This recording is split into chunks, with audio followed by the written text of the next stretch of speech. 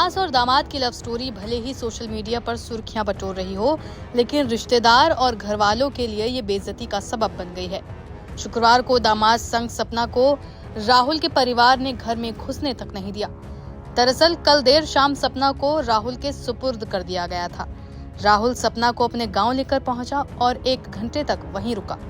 इस बीच परिवार में किस तरह की बातें हुई ये तो किसी को भी नहीं पता, मगर परिवार ने सपना को स्वीकार करने से मना कर दिया है। यहाँ तक कि सपना को 1 कदम भी घर में घुसने नहीं दिया गया। बताया जा रहा है कि दोनों ने अपने पड़ोसी के यहाँ रात बिताई थी। इसके बाद सुबह हुई और राहुल ने अपने दोस्त को फोन कर मदद मांगी। इसके बाद राहुल और सपना दोस्त की बाइक पर सवार होकर कहीं निकल गए। जानकारी मिली कि दोस्त ने उन्हें पाली क्षेत्र में कहीं छोड़ा है। इसके बाद दोस्त वापस आ गया, मगर वे दोनों पाली क्षेत्र में कहाँ गए इसकी किसी को कोई जानकारी नहीं है। यानी कि दोनों दुनिया की नजरों से फिर से दूर चले गए। यूपी के अलीगढ़ में होने वाले दामाद के साथ गई सास सपना को राहुल के परिवार ने स्वीकार नहीं किया। परिवार ने उन्हें घर में घुसने तक नहीं दिया। यहाँ तक कि अब जब राहुल अपनी नई दुल्हन यानी कि सास को लेकर गांव पहुंचा तो गांव वालों ने ईंट झाड़ू से उसका स्वागत किया और दोनों को जमकर खरी खोटी सुनाई।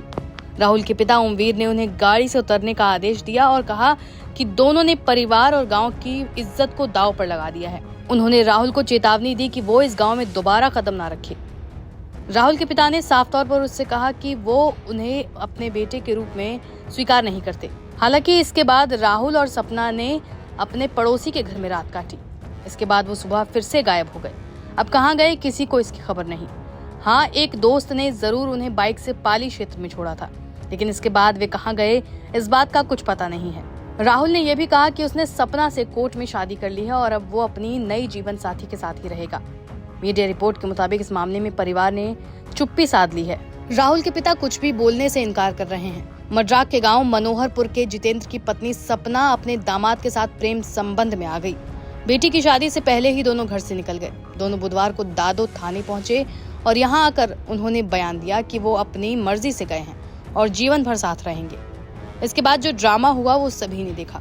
सास ने कहा कि उसका पति उसे मारता था। इस आरोप के बाद पति सामने आया और घरेलू हिंसा और मारपीट जैसे आरोपों से इनकार किया और कहा कि उसे बस अपने पैसे चाहिए। 200 रुपए ले गई, मोबाइल ले गई? नहीं, सब झूठ है। 5.5 लाख रुपए का जेवरात है, 3.5 लाख रुपए कैश है। इसके लिए मेरी अगर आप मैं झूठ समझोगे तो मेरी बच्ची से बयान ले सकते हो। अब जिसने हाँ, मिलने दिया था जी, वो बोल रही थी मैं उसी का रहूंगी। जितने और क्लियर करिए जी, ये जो 3.5 लाख रुपए आप बता रहे हैं जी, वो 3.5 लाख रुपए आपने कहाँ से कैसे निकाले, कैसे घर पे रखे शादी के लिए? जी, 1.5 लाख रुपए जैसे हमारा दूध बिकता है, जो दूध बेकाने के लिए हम देते हैं दूधिया से, 1.5 लाख रुपए वहाँ से आया था। 50,000 एक मेरे भाई से बेंगलोर से आया है। 50,000 एक आदमी से गांव में रहता उसके पास से आया है। 20,000 एक के पास से आया। कुछ मैं भी वहाँ जो बेंगलोर से आया था मेरे पास भी इकट्ठा हुआ था। ये पूरा टोटल मिला के 3.5 लाख रुपए कैश था।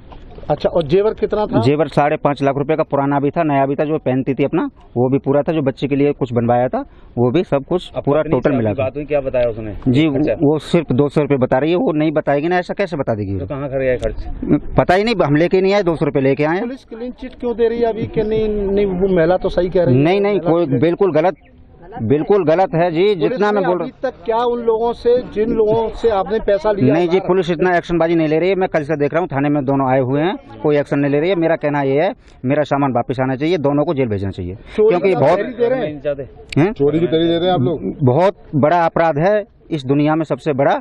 मैं ये कह रहा हूँ दोनों को जेल होनी चाहिए। सर, मेरी योगी जी से रिक्वेस्ट है, दोनों के लिए जेल होनी चाहिए। मेरा सामान मुझे बरामद मिलना चाहिए आज। चोरी की भी तरी दे रहे हैं क्या आप लोग? जी, चोरी है, सरियाम दिख रहा है सबको। देंगे थाने में? जी, बिल्कुल देंगे। इसके अलावा सपना देवी की जेठानी ने भी इस तरह की किसी भी बात से इनकार किया और महिला को खरी खोटी सुनाई। दरअसल सपना देवी की जेठानी ने उस पर आरोप लगाया है कि वो और उसका प्रेमी दामाद यानी कि राहुल जितेंद्र को मारने का प्लान बना रहे थे।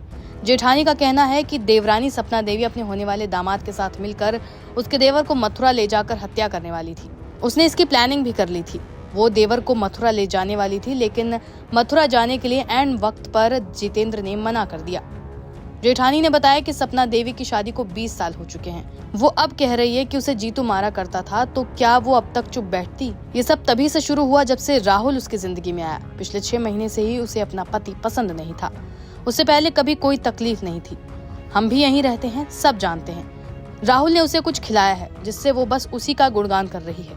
ये भी भूल गई कि उसका अपना खुद का एक परिवार है। बता दें कि अलीगढ़ की रहने वाली सपना और उसके दामाद राहुल के रिश्ते को लेकर 2 दिन तक काउंसलिंग चली। सपना राहुल के साथ रहने को आमादा थी, फिर आखिर में उसी के साथ चली गई।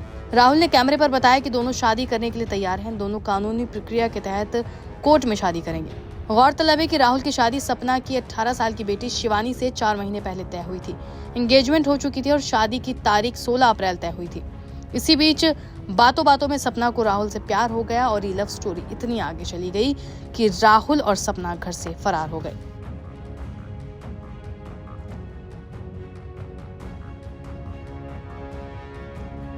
कहाँ गए थे? बिहार। अब आप क्या चाहती हैं? मैं इनके साथ रहना चाहती हूँ।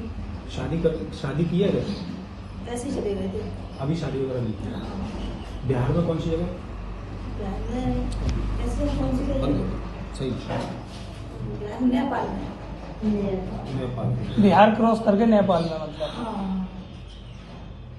मतलब बिहार क्रॉस करके वो एड्रेस तो उसको लड़के को बताओ। हाँ, तो वहाँ थोड़ा टावर नहीं जाते हैं। अच्छा, आपके जो घर वाले हैं उनका कहना ये था कि करीब 3-4 लाख रुपए नकदी व कुछ जेवरात लेके नहीं, ऐसा कुछ है? बस ये तो पहन के गए, ये गोल्ड, ये वैसे ही मंगलसूत्र है। जैसे यहाँ से उतरी वैसे यहाँ आ गई। मतलब आरोप झूठा लगा रहे हैं। हाँ, मैं मवेशियाँ पालती हूँ, भैंसिया। 1.5 लाख रुपए औरत का क्या नहीं होता है। 1500 रुपए ले लिए, इतनी मार लगाई, सुबह से शाम तक पीते हैं। जो बाहर आदमी 6-6 महीने रहता है, कुछ कमाएगा नहीं।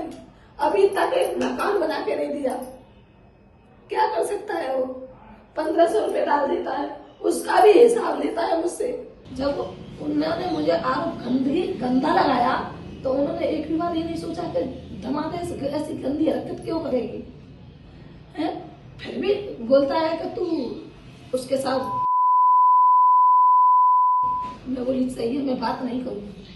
बात क्यों नहीं करेंगे? अच्छा, उनके द्वारा जो आरोप लगाए उसी से आप तंग होकर मतलब ये कदम उठाया आपने?